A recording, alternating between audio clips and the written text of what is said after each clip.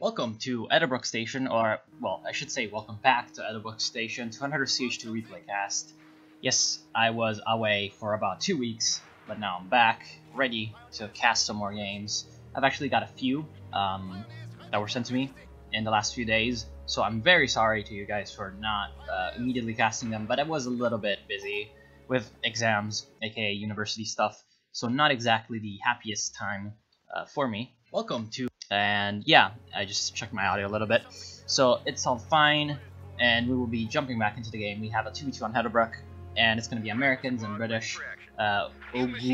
Ogujan as the British, and TR Okidoki as Americans, versus Batsy Tracer and the White Abbot, respectively OKW and Wehrmacht. Now, I'm not sure which of these two persons, lovely people, sent me the replay, either Batsy or White Abbot, but I'm pretty sure they're friends. And yeah, it's going to be a 2v2 on Edinburgh. We're going to have the Kubawagen being purchased by Batsy Fraser. This is definitely a good choice in the early game, as he will be able to at least get a lot more map control this way, especially in the south side of the map. The Kubawagen is very good. It looks like he will be sending it to the middle to capture the middle VP, despite this infantry section in the house. They will probably get some pot shots down on the Kubawagen and deal a little bit of damage to it, but this will also allow the Stern Pioneers and Pioneers to actually flank the infantry sections without taking too much damage themselves, which is definitely a good choice to use the Kubawagen in this sort of a meat shield role, so that he will be able to get in close and do a lot of damage to the infantry sections in the building, but the infantry sections in the building are no pushover, especially thanks to that rate of fire bonus that they do acquire. So they will be able to easily push back the Storm Pioneers, only taking one loss, and they will cover the house, rather the train station, long enough for the machine gun to arrive. Vickers machine gun being built by Ogujan as a second unit. Definitely a good choice on this map, as buildings are very sturdy on this map. They're all very stone buildings with a lot of windows everywhere, so the machine gun is always really useful to hold down the spots. We also have an MG42 being purchased by White Abbot, who also has a mortar. Excellent choice in the early game for the Wehrmacht on this map, because of course if there's a lot of building play, the mortar is just excellent to just avoid the enemy camping in one of the houses too long. Now, we also have a second machine gun from White Abbot. This is not, in my opinion, the best decision, as this will detract from his map control a little bit, but hey, it could also be useful to hold down some territory. He will attempt to use it on the right side of the map, but there's also already an infantry section moving up, which will be able to pretty much flank the machine gun if it manages to find it out in the open, but doesn't look like that will happen. We have some free rifleman squads by Okidoki, along with his standard rear echelon, and the ambulance being built by him. Now, the ambulance being built so early is a very interesting decision, but I do see why he would do that, especially thanks to the fact that there's a lot of line of sight blockers around this area of the map where the ambulance can hide fairly safe, though the mortars will be a very big danger to that sort of play, very defensively focused. Third infantry section now by Ogujan. No teching yet by any of the players, really. White Abbot has gone for tier 1, of course, getting out a lot of tier 1 units, especially mortars and machine guns. So the support weapon game is going to be strong from White Abbot, and, well, I can only agree on this map.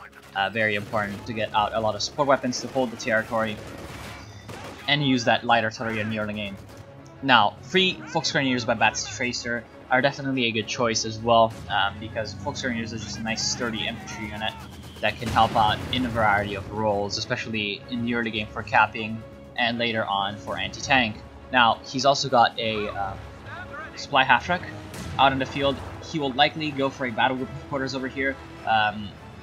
Possibly in this position would be a little bit better, but also his position that he's going for is definitely a good choice, because this will allow him to have a lot more map control in the south area of the map and in the center, because of the fact that, of course, thanks to the forward retreat point and the forward medic station, he will be able to get out his infantry out in the field and repaired much faster than his opponents, who are going to have to walk back to the base and get healed by the ambulance. Now, I do really think that the platoon command post being built by Ogujan is very important, but he went for a Bofors I'm not really too thrilled by the Bofors choice, in my opinion, because if I was him, I would have waited with my fuel to go for a tier 3 and perhaps a Centaur.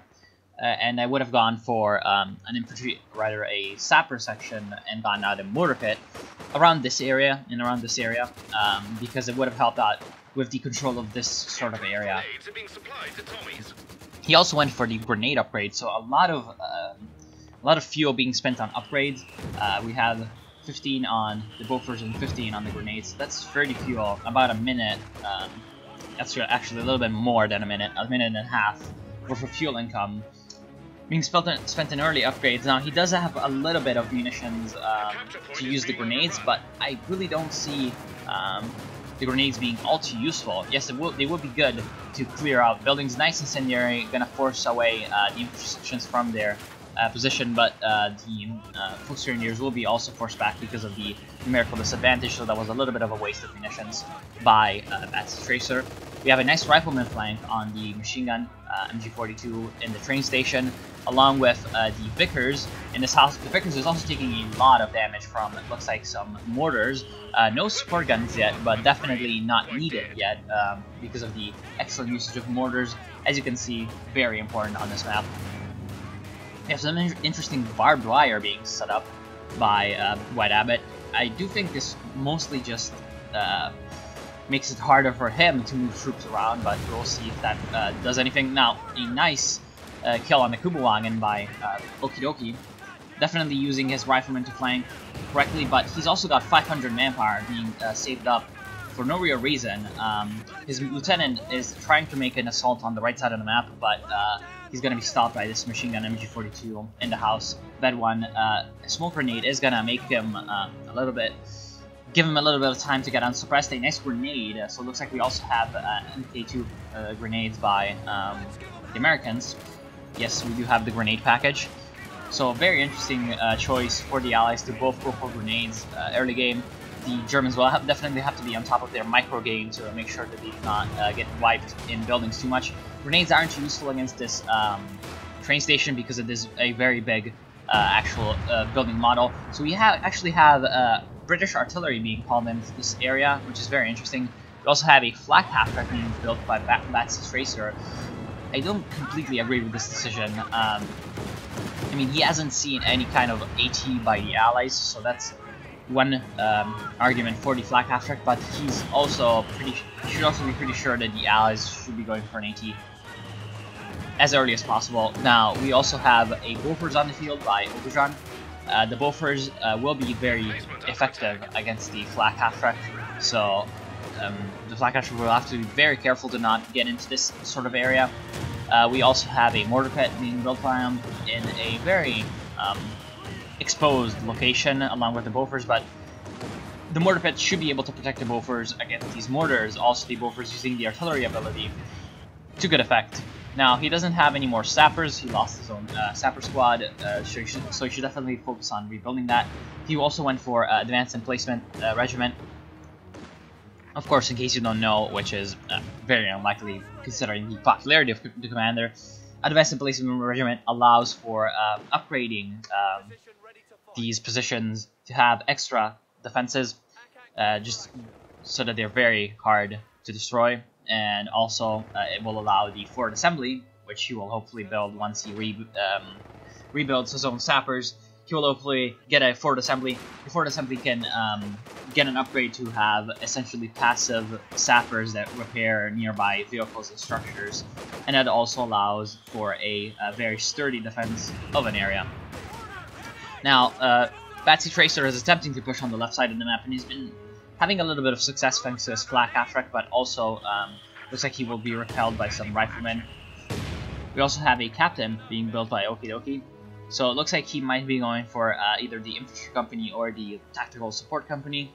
I don't really see him going airborne company. He's also got a lot of manpower saved up. A machine gun, 50 cal, or perhaps even a pack howitzer would be a very good choice. I have myself good with it for both of the pack howitzer and the machine gun, because of the fact that with having all this manpower and going for both captain and lieutenant, it doesn't look like he's going to have enough fuel for any vehicles anytime soon. He will have enough for a Stuart in about a minute. but the Stuart is not very manpower intensive. It's only like 240. So he will not need that much manpower, and he does have enough manpower for both a pack howitzer and a... Ooh, so it looks like he will go for 2 AT guns instead. A pretty good choice for the south side of the map. Perhaps 2 AT guns is an overkill, but I definitely see the appeal of the 2 AT guns, especially with German light vehicles on the field. So that's also a good choice on the part of the Americans. The American player is definitely carrying the game right now. The British player is mostly just sitting in the middle, building. Of course, thanks to the fact that he's advanced emplacements, he can build emplacements with his infantry sections, and he can also repair emplacements with his infantry sections. So this allows also a flak halfer going down from the captain with bazookas. So that was definitely a misplay by Batsy Tracer, allowing his flak halfer to die. Going back to the point about the emplacements, he can repair and build emplacements with his infantry sections, but I do believe that his infantry sections cannot build the forward assembly. Only the Bofors and the mortar pit can be built by the infantry sections. So we also have the Stuart in production by CoH2Cast, so he will be using all of his resources, which is definitely good. He will pretty much be the only one who uses all of his resources right now. Ogujan is floating a lot of fuel, Batsy Tracer is floating a lot of fuel and a little bit of manpower, and White Abbot is floating everything. I don't really see what White Abbot could be going for. He went for tier 3 as a teching choice, so I do believe he will be trying to get out a Panzer IV, but an Austin would also be a decent choice right about this moment because the Allies don't really have any kind of heavy vehicles on the field, so the Austin will still be useful. We do have the Sure Panzer headquarters in a fairly secure location. Will help the Germans in securing this sort of southern approach. We also have a mine on the field by Tracer. Tracer does have a little bit of a munitions shortage, which White Abbot doesn't have. White Abbot should definitely focus on planting a little bit more mines on the right side of the map. He's only planted one S-mine field, which is a good choice, but more mines would be useful, especially as he does have 2 Pioneer squads, which will be useful. He's going for a bunker on the right side, which is a decent decision. It will be very vulnerable to this mortar pit. I do believe that this mortar pit is in range of this bunker, but yeah, it will still be useful. Now, Batsy Tracer going for breakthrough doctrine is something that has been the case for a little bit. He picked it about 5 minutes ago, but it is a good choice on this map. The Yag Tiger, if used correctly, can be a very dangerous vehicle, as in the south side of the map it's not as easy to flank it as it is on the north side of the map, and it is a very open field of view for it to swipe away enemy tanks. So the S-mine field will be destroyed by the Stuart, just walking through it pretty harmlessly. So the Stuart will be approaching the machine gun. Machine gun does have the armor-piercing incendiary rounds equipped, but it will not be able to use them against the Stuart, as the Stuart does manage to flank it in time thanks to superior mobility. So we do have the Austin, as predicted, from the White Abbot. The Austin actually dealing a little bit of damage to the Stuart, but I don't think they will be able to chase it down and destroy it. It might, but I sincerely doubt it, especially if the captain is moving to assist. But the captain is on the south side of the map, actually. Stuart should definitely be using Shell Shock over here to stun the Austin, especially under the fire of the Bofors. It looks like he will not be using Shell Shock to stun the Austin. Definitely a very big mistake. He's gonna lose the Stuart for real no reason. That was definitely not that good of a play from CoH2Cast. So it looks like the stalemate is starting to appear, but we do have a nice usage of strikes by Tracer. Gonna be attempting to destroy the Bofors, and is actually going to jump in and out of the building, which is definitely a good choice. Unfortunately for him, he was very unlucky. The shot of the Bofors going through the house and hitting the Volksgrenadiers as they come out. When the Volksgrenadiers are in the train station, they are much sturdier to the Bofors fire, but when they're out, they are very vulnerable.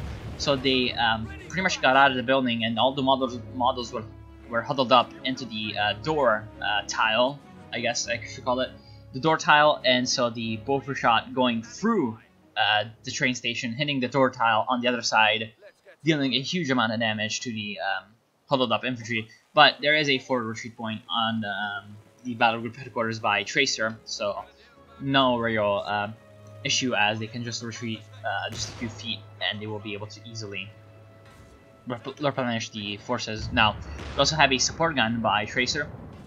Definitely a good choice for countering these British emplacements. He's also, Ogrejan also has counter battery available on his infantry, or rather his artillery on the base. He will be able to use both his base guns to fire. We also have the fact that he did build this tier 3 finally. He will be able to get out a Cromwell or a Firefly soon. I would personally go for a Firefly because of the fact that actually no, Cromwell would be a better choice because of the fact that this ally does have a lot of AT. I don't think the extra AT of the Firefly will be very important this early into the game, especially as Ogrejan doesn't really have that many munitions to that much munitions to use the tulip rockets, which is definitely the strong point of the Fireflies. Now, the Bofors doesn't have the he actually does have the brace structure, but he's not really using it. So the Panzerschrecks will be dealing a lot of damage to the Bofors, and probably will destroy it soon. Now, the brace structure does go down, allowing the Volksgrenadiers to pretty much freely take pot shots on the British units in this area. They will be taking a lot of damage from the mortar pits, though. 2 mortar pits definitely very dangerous to any unit in buildings, especially a couple of units this huddled up into one area, like these 2 Volksgrenadiers. Now, the Ostwind is making its push up north, dealing a lot of damage to these sappers, up to 11 kills already, so that's definitely a good, very good investment on the part of the Wehrmacht.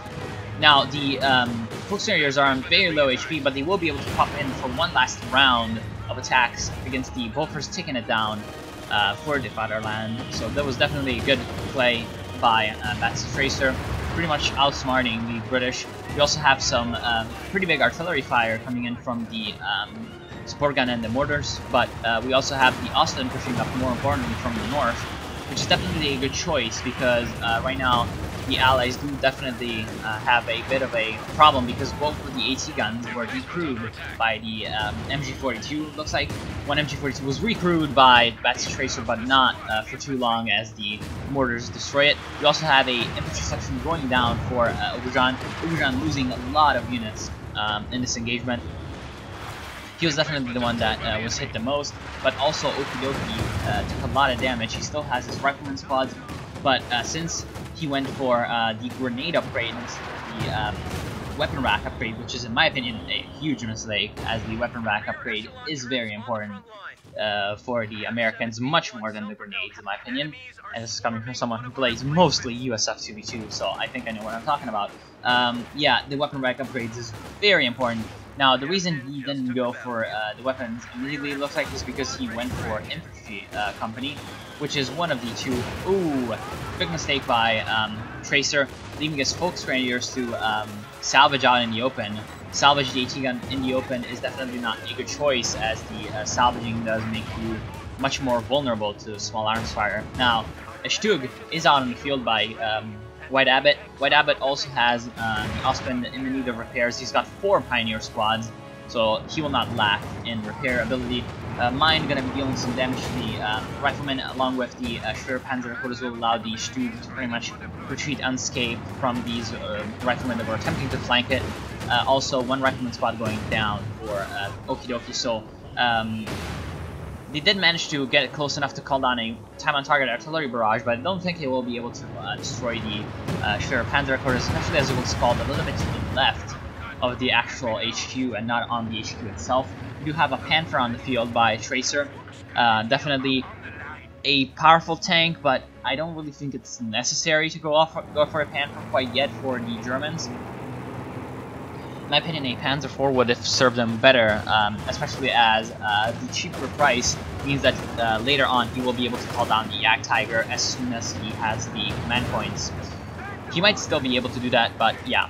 So we have a pretty decent push by the Americans in the north with the captain and the rear echelons, but the Ostwind will likely be able to repel that fairly easily, actually wiping the captain. Very good for the Ostwind. Up to 18 kills in Vet 2. So definitely been paying for itself as a unit, without really the counters against it. These two AT guns are the counter, but they've been mostly flanked and destroyed this entire time. Now the Bofors focusing on the Ostland is definitely not a good idea. It will be redirected against the infantry, but the infantry will be pushing up to deal a rather to throw an incendiary grenade, which will probably force the Bofors into a great structure. But there's also a Stug flanking from the south. Excellent usage of the Stug to counter emplacements by White Abbot.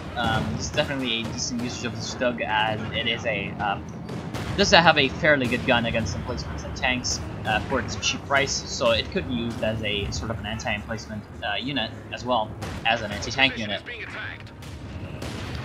Now, White Abbot going for German mechanized doctrine. The German mechanized doctrine is very useful for the LEFH howitzer.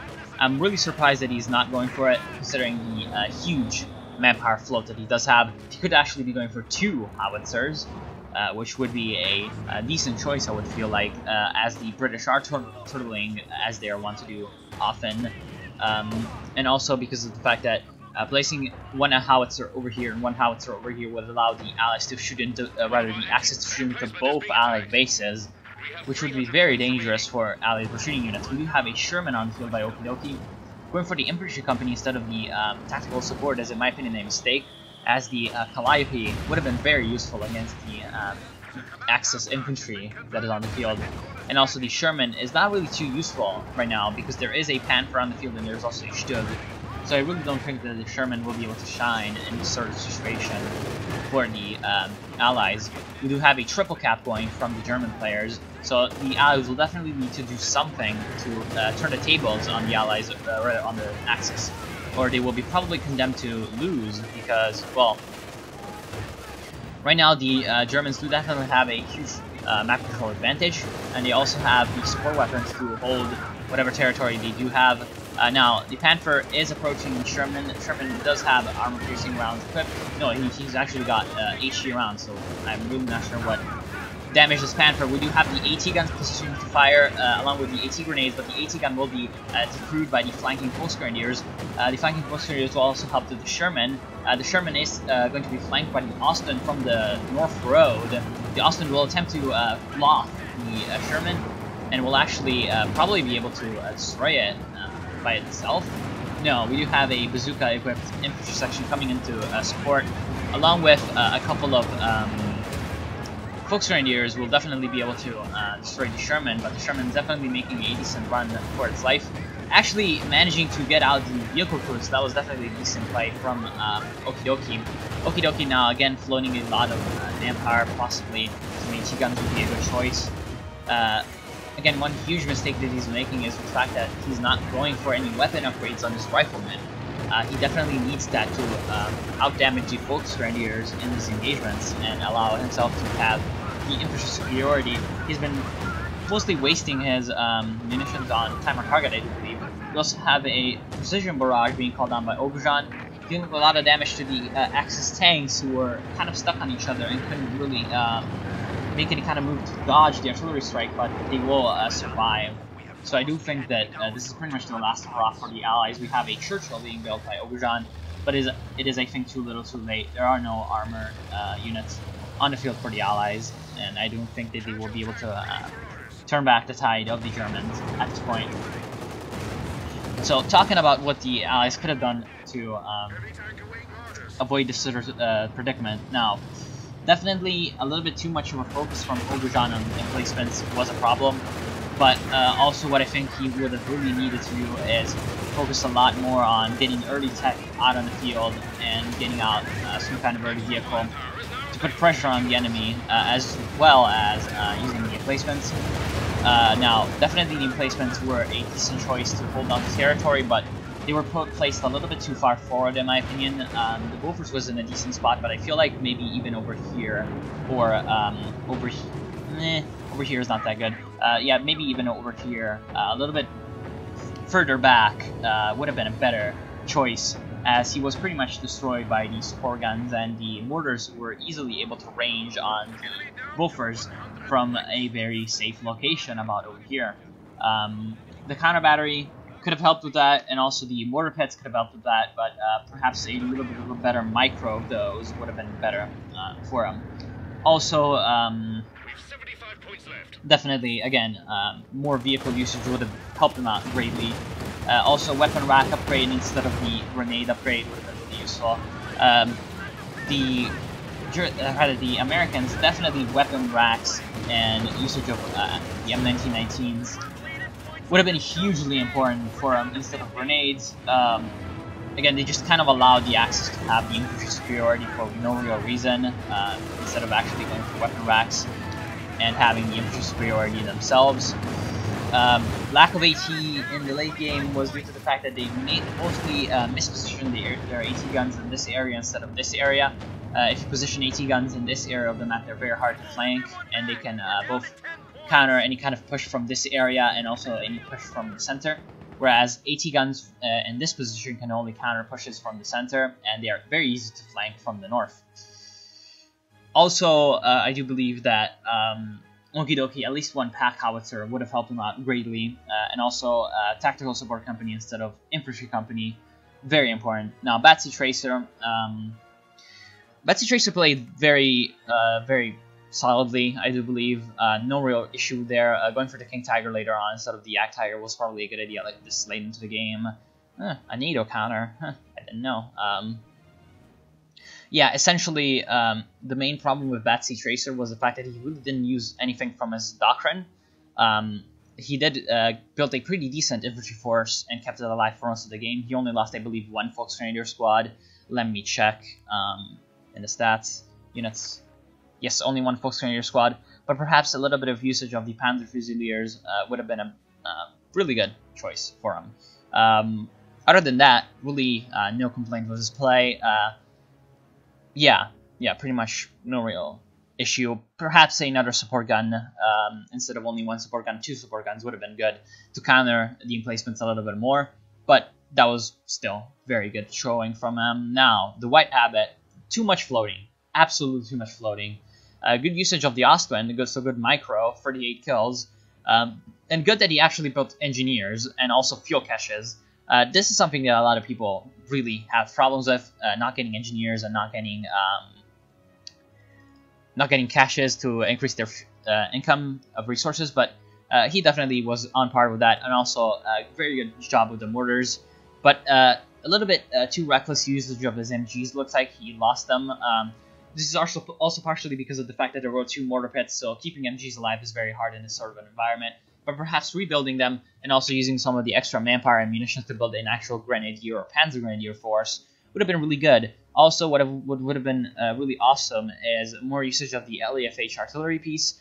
Again, a couple of them would have been good. And also, a tier 4 would have actually not hurt. The Ostwind did play a pretty crucial role in keeping control of the north side, but perhaps a Brumbear would have been even better for this role, and also to support the Panzer Command Tank, which wasn't really used to the best effect in this battle. The Stokes were decent, though. So yeah, I want to thank you all for watching. I hope you learned something from this cast. I hope you enjoyed it, and I hope I'll see you soon.